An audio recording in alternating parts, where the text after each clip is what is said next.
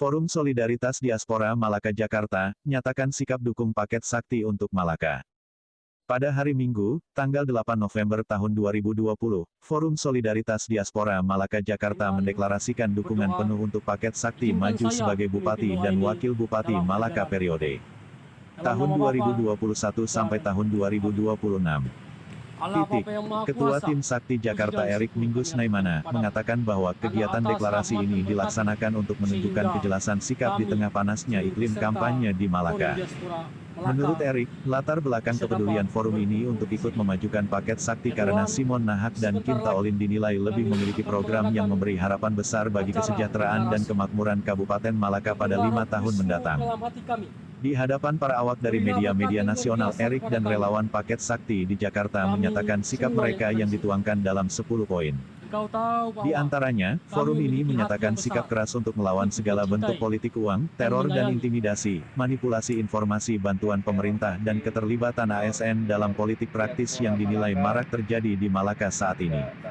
Oleh karena itu Forum Solidaritas Diaspora Malaka Jakarta menyatakan sikap untuk konsisten mengawal dan melaporkan pelanggaran-pelanggaran selama masa kampanye kepada Badan Pengawas Pemilu dan pihak berwajib. Tak hanya itu, forum ini terbentuk untuk ikut mendorong Bawaslu dan pihak berwajib secara maksimal menyelesaikan pelanggaran-pelanggaran pemilu yang saat ini yang terjadi di Malaka. Terkait kasus-kasus dugaan korupsi yang saat ini terjadi di Malaka, Forum Solidaritas Diaspora Malaka Jakarta pun menyatakan komitmen untuk terus bersuara. Mereka sepakat untuk mendorong Komisi Pemberantasan Korupsi (KPK) terus bekerja demi terbongkarnya para aktor intelektualis yang selama ini berada di belakang maraknya kasus-kasus dugaan korupsi di Malaka. Cuma berkebun, berladang, bertani, bersawah, mencari nafkah. Sedangkan rumah. Ya, kami warga Diaspora Malaka Jakarta, kami punya sikap jelas terhadap calon bupati dan wakil bupati Malaka, Bapak Dr. Simon Nahak dan Kim Taolin. Kami punya sikap jelas karena kami melihat perjalanan kandidat kami yang sangat luar biasa.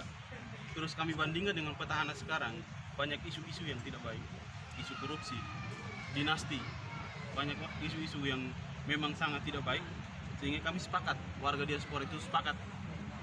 Kami tidak mendukung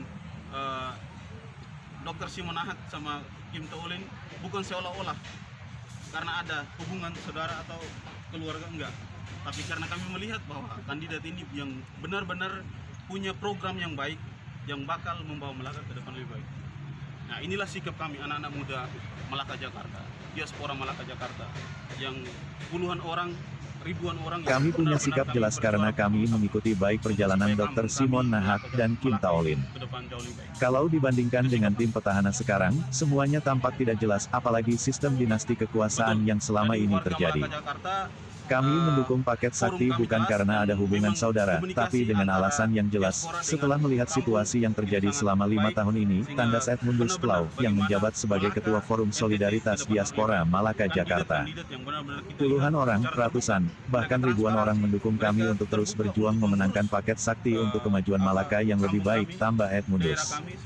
Sementara itu, Koordinator Forum Solidaritas Malaka Jakarta, Fernandes Abon, menjelaskan bahwa deklarasi ini tidak hanya dilaksanakan oleh warga diaspora Malaka di Jakarta, melainkan juga di berbagai daerah.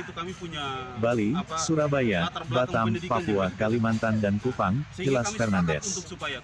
Usai menyatakan deklarasi, sebagian besar anggota forum yang kami minta pendapatnya secara khusus memberikan pernyataan bahwa mereka tidak akan tanggung-tanggung turun langsung ke Malaka jelang berlangsungnya pilkada pada tanggal 9 Desember tahun 2020 mendatang. Hal itu untuk memberikan bukti kepada masyarakat di Malaka, bahwa anak-anak di tanah rantau pun memiliki kepedulian penuh untuk membangun tanah kelahirannya. Tidak ada lagi yang namanya intimidasi, tidak ada lagi namanya kepemimpinan NKRI Pos melaporkan.